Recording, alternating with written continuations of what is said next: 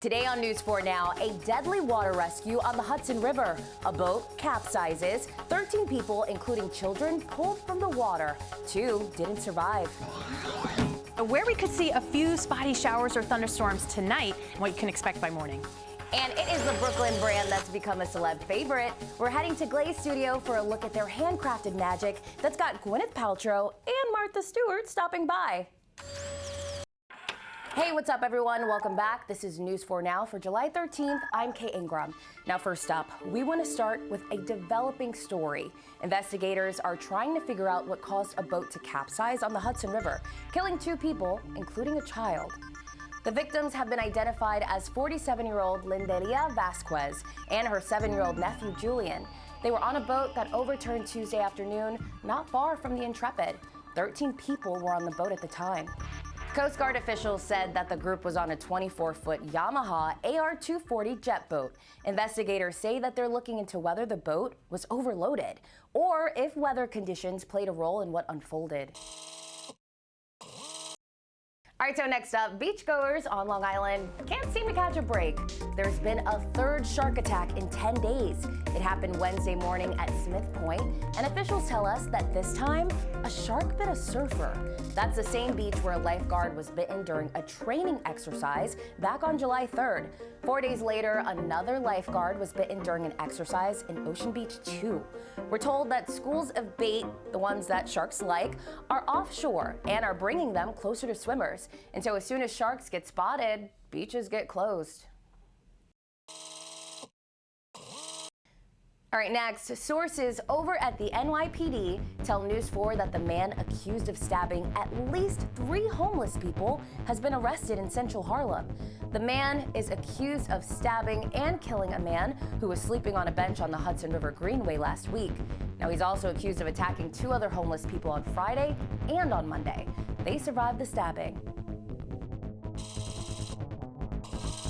The City Health Department has now recorded 267 cases. Now that's a jump of 20% in just one day, which is about 141% in a week. The good news, though, is that for those still looking to book an appointment, is that the city's about to distribute another 14,000 doses of the Monkeypox vaccine. But if the rollout is anything like Tuesday, we might have a problem. A bunch of people who tried to book an appointment were hit with error messages. And once that problem was resolved, all available doses were snatched up quick. I mean, the city's, I think, doing the best that they can with what they have, and we're just waiting for more vaccines to get here. City and state leaders are asking the federal government to provide more vaccine doses for New York. They say we're not being given enough compared to how many cases we're actually seeing. Hi there, I'm Storm Team 4 meteorologist Maria LaRosa. A hot summer day means a mild and pretty muggy evening. We'll still be in the mid and upper 80s through 6 p.m. And you'll get a nice glimpse of the full buck moon tonight. It's the name of the July full moon, but 80 degrees at 9 o'clock. A few clouds heading into that 11 p.m. hour and temperatures that'll still be in the mid and upper 70s.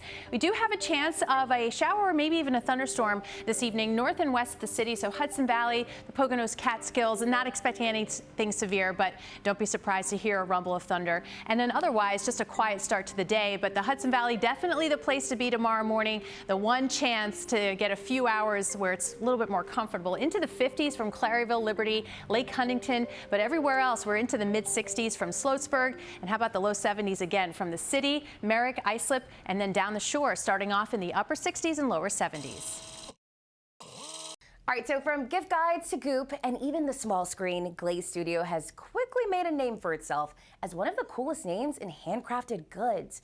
New York Live paid a visit to their studio over in Brooklyn to see how they make the magic happen. I don't know about you, but to me there's something about handmade products that just make them feel so much more familiar and almost more special. So today we are getting our hands on some here in Brooklyn, meeting the makers behind Glaze Studio. Glaze is a small luxury brand. We founded back in 2017, and we offer a new contemporary approach to classic goods. Akeem and I met in college.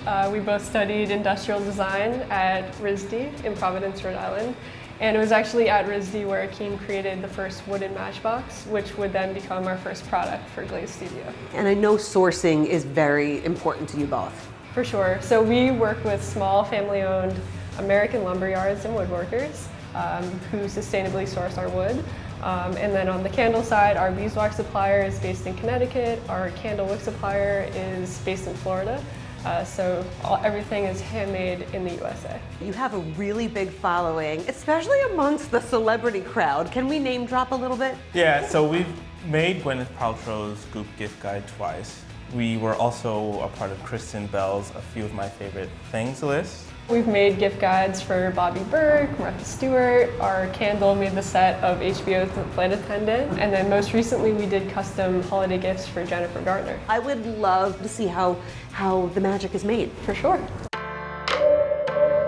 Our beeswax starts out in solid pellet form, and then we put it into our melting pots. Why beeswax? So beeswax is a natural wax that's dripless. We spent some time pairing the wick with the wax based on its diameter to create an equilibrium between the wax melts so it doesn't melt on the table. So this is a 2-part silicone mold with an acrylic outer shell to maintain the rigidity of the mold when you cast a candle. Like there's something just so sleek and modern and Yeah, sexy about it. It's very simple, but yeah, as you can see, it's a lot of steps that go into it. It's gorgeous, and I think the process is fascinating. It was a pleasure meeting you both. Thank you so much. Pleasure meeting you too. And NASA is releasing the first series of images showcasing the capabilities of the James Webb Space Telescope. It's the largest and most powerful space observatory ever built. And that's just the beginning of what Webb will show us. Here's News 4's Greg Sergel with more. This is a game changer. At the Vanderbilt Museum's Reichert Planetarium, people entering the afternoon sky shows to the sounds of E.T. received a special treat. This picture is a deep space image. A look at the first images sent to Earth by the Webb Space Telescope, the largest, most complex observatory ever built. Spectacular. It's crazy to see where things could have started. We're just astounded to be able to see these images coming down to us. Dave Bush is the planetarium director. Awed, he says, by this look deeper into the cosmos than humanity has ever experienced. It's like opening up a new door to more understanding about the universe that's around us. The Webb photos show things like a region where stars are formed, galaxies in motion, and one that actually captures evidence of water, clouds, and haze. We're able to see to the very edge of time, to the very beginning of galaxies and stars. Lee Billings is space and physics editor for Scientific American. The Webb Telescope, he says, has been a monumental $10 billion undertaking over nearly 30 years. But now its images may help answer the question, are we alone in the universe? The Webb is really taking the next great step in our understanding of whether or not we are alone and how rare life might be in the cosmos. We're, so small in a universe that's so big? There has to be way more things out there that we just haven't seen yet. This batch of photos is just the beginning. One expert says the Webb Telescope is like a car now being driven at 25 miles an hour that can eventually reach speeds up to 300 miles an hour. Its infrared eyes continuing to bring the cosmos into sharper focus. In Centerport, Greg Sergel, News 4 New York.